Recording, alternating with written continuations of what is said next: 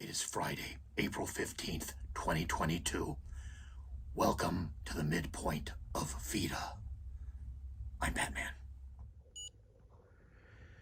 Yep, I shouldn't have bought a bag of crackers and eaten it almost in its entirety.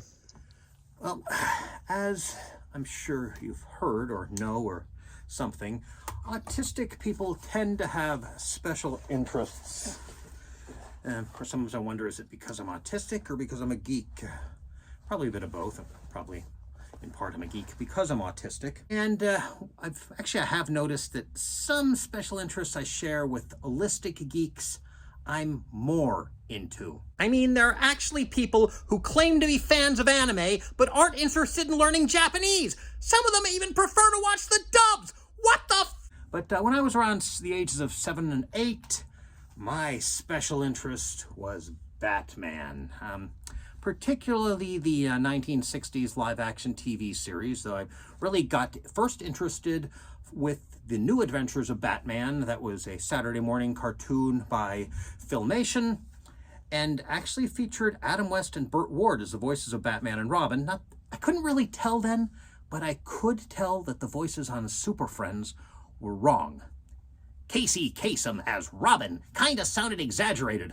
And Ulan Soleil, he sounded kind of like this, except not. But this is as close as I can get it based on memory and the fact that I gotta get this video up by midnight. And I do often really criticize my parents, but they did some good stuff. Like my dad got me this book, Batman from the 30s to the 70s, and also Superman from the 30s to the 70s. And you could tell I kind of read them both to tatters, sort of. Actually, considering how I treated books back then, I'm surprised they're in such good shape. Although, there are places I tried to color them in with colored pencils. A little annoyed at the fact these books are mostly black and white with some color plates. The printing was different back then. Compare here, this book was like $16 several years later, and it's all in color, and none of it glossy, which is good. That often makes it hard to read for stuff that's not designed to be printed. Well, a little bit glossy, but not like it was in the end, not plate glossy. As I may have mentioned at the time, I would not have missed an episode of this show for the world. Unfortunately, that wasn't my call to make. As I've mentioned before numerous times, one of the many reasons I dreaded going to the child psychologist once a week was because I would miss an episode of Batman. And just to reiterate, most of the stories were two-parters, which means I would either miss the first half of a story or I would miss the second half, so I would never see how Batman and Robin got out of that predicament. And keep in mind, this was before the ubiquity of home video. And, really, that, as I've also pointed out, the child psychologist told my mother that I hated her, apparently, and I think my mother subconsciously, not deliberately, but subconsciously took it out on me. I know I keep saying that, but that's really affected me. Now, of course, if one has a special interest, one tends to be, a bit obsessed with it, and wants to buy all the merchandise that one can. I mean, just have a look. Well, I couldn't really do that. I was 8, and there wasn't, not only wasn't there that much Batman merchandise or precious little related to the TV series, but more recently there has been some. I've generally avoided buying it, although occasionally I've gotten some toy cars, and of course I got Corgi toys. Those were actually available. I got to search my parents' attic somewhere because I really love that Corgi Batmobile. I love the detail, and I kind of wonder if it's as detailed as I remember it. But as far as the 60s TV series goes, in fact, Batman I kind of loved more or less, at least to varying extents. The TV series got to be less so as I got older, and there were more serious versions. Now, I did buy this, not immediately. Once, I forget if it either went down in price or there was a sale. And I have watched some episodes. I'll probably watch more. It's a lot of it's out of nostalgia, and also the fact that it's no longer the image people get in their minds when they hear Batman. There have now been other adaptations that are also in the national consciousness, international consciousness, public consciousness, whatever. But more recently, there has been some merchandise that I've purchased because, I really did always want a little bat cave. And I mean, this one, combined with the nostalgia, how could I resist? Well, here's some pictures how it would look if I actually bothered to take it out of the box. I might eventually at least just have a look at it, but then put it back in the box. It's a reusable box. That makes it less dusty. I remember trying to make bat caves for my figures and not really succeeding too well. Because of that, I did also buy this. So apparently it's not quite to scale, but it does have certain details that a lot of other things don't. Can you see it's got the emergency parachute lever, fire extinguisher, the gear shift, and the bat phone.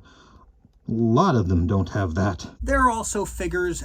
I've mostly managed to hold off on buying those because I've gotten a little bit better at handling my money. You know, it's okay, I like this, but it has to be really special. And then I found out they had Batman without his cowl. Batman Unmasked, it's called. Say that in the front. Says that in the back. And yes, the episode where a lot of people say the series jumped the shark, as if it was ever on one side of the shark to begin with. Yes, this is the Joker with swim trunks. This is where Batman and the Joker had a surfing contest, and they just stood on there as if they were standing on in line, I guess. They weren't, which you can really tell. And why don't I move the camera? I mean, there are other figures. There's, of course, a masked Batman and a Robin and a less ridiculous Joker and a Riddler.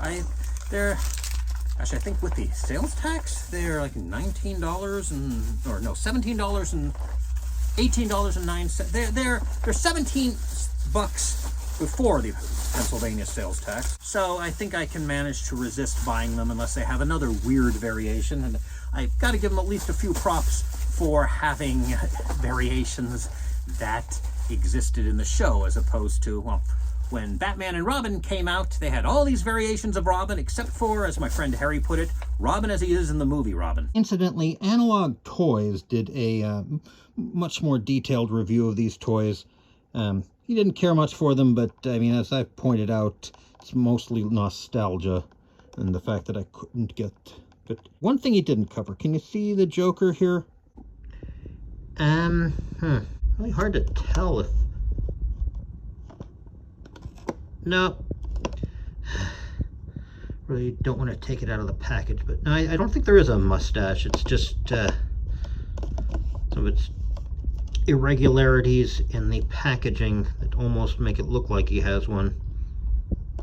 And maybe some irregularities in the paint as well. So today's task, open up my laptop and